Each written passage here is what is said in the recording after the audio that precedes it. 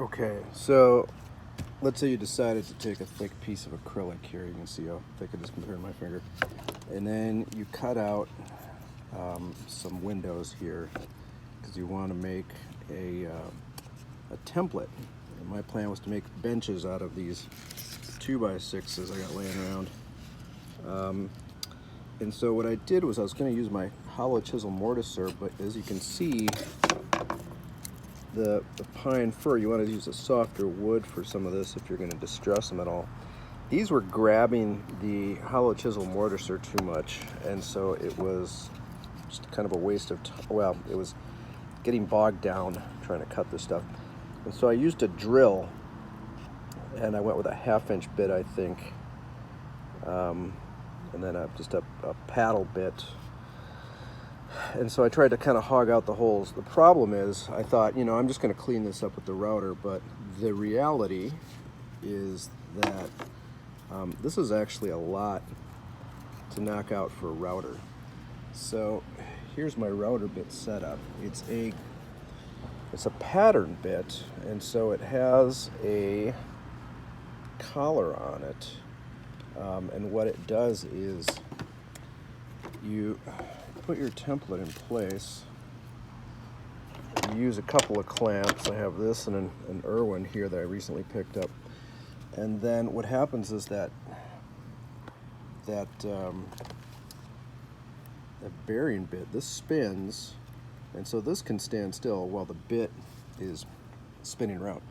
So you put that in there, and then you cut it out, and you end up with a nice clean template cavity. The problem is that that's actually it's a lot for this bit to cut. I'm just using a little trim router, and I'm getting it done, but this was not the smart way to do it.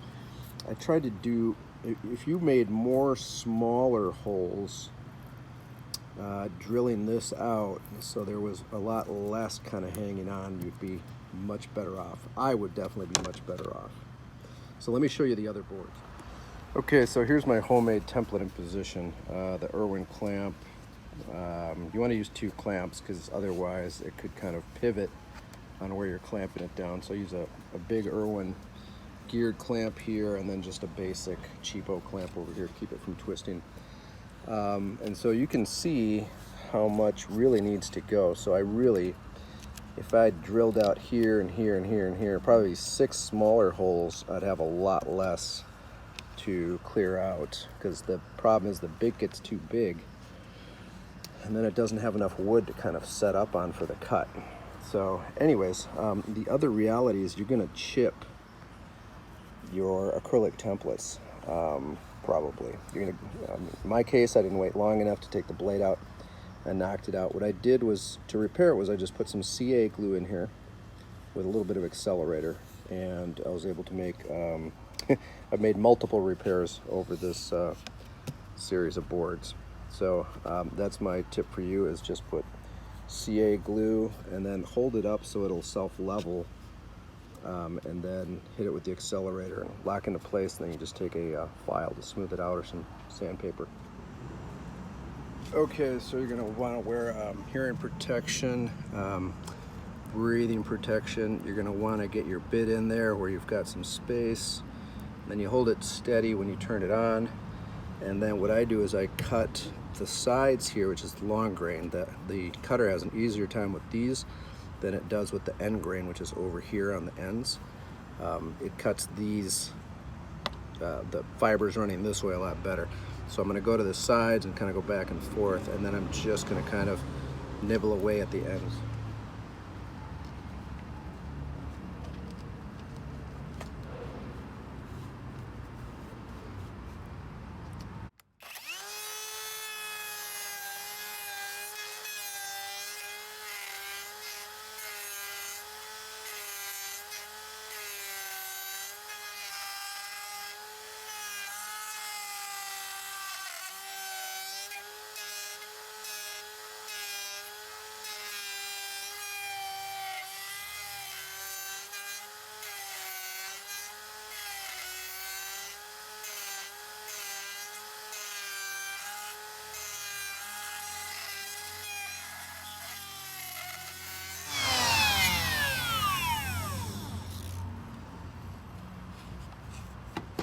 So it's pretty close. It's soft wood, so I'm not too worried about it. I didn't obsess about the template because it's a soft wood and it's supposed to look a little distressed when I'm done. So that's fine. That'll work. And then I'm gonna come in with a drill bit later. Like I said, knock out the extra with some probably 1/4 inch bits and make it a lot easier for cleaning it up from the other side.